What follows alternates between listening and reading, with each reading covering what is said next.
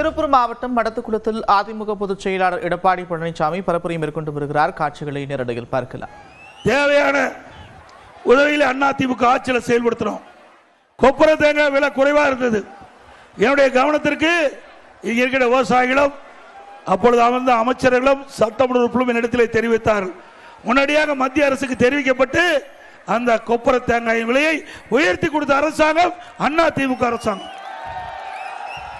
அதே போல தென்னை காப்பாற்ற விடுவதற்காக காப்பாற்றி நல்ல விளைச்சலை பெற வேண்டும் என்ற ஒரே அடிப்படையில் தென்னை விவசாயிகளுடைய வாழ்க்கை ஏற்ற பெறுவதற்காக அதிமுக ஆட்சிக்கின்ற பொழுது மத்திய தென்னை வளர்ச்சி வாரியம் மற்றும் ஆராய்ச்சி மையம் அமைப்பதற்கு சுமார் 100 ஏக்கர் அரசு நிலத்தை கொடுத்தோம்.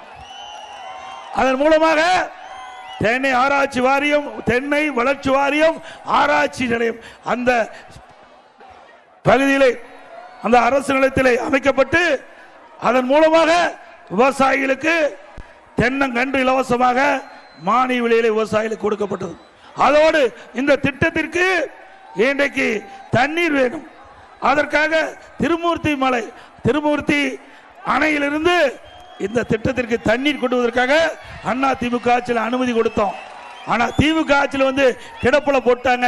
மீண்டும் அனைத்து இந்திய அண்ணா திராவிட முன்னேற்றங்கள் ஆட்சிக்கு வந்தவுடன் இன்னைக்கு தென்னை வளர்ச்சி வாரியம் மற்றும் ஆராய்ச்சி நிலையத்திற்கு அந்த தண்ணீரை கொண்டு வந்து கொடுத்து விவசாயியுடைய கஷ்டத்தை போக்குவதற்கு நடவடிக்கை எடுக்கப்படும். வாடல் நோய் இன்னைக்கு கேரளா வாடல் நோய் வந்து விட்டது.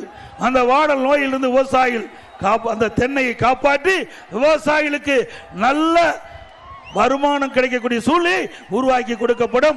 அனைத்து இந்திய அண்ணா திராவிட முன்னேற்றங்கள் ஆட்சியில் இன்றைக்கு தென்னையிலிருந்து நீராபானம் தயாரிப்பதற்கு அதிமுக ஆட்சியில் தான் அனுமதி கொடுக்கப்பட்டது.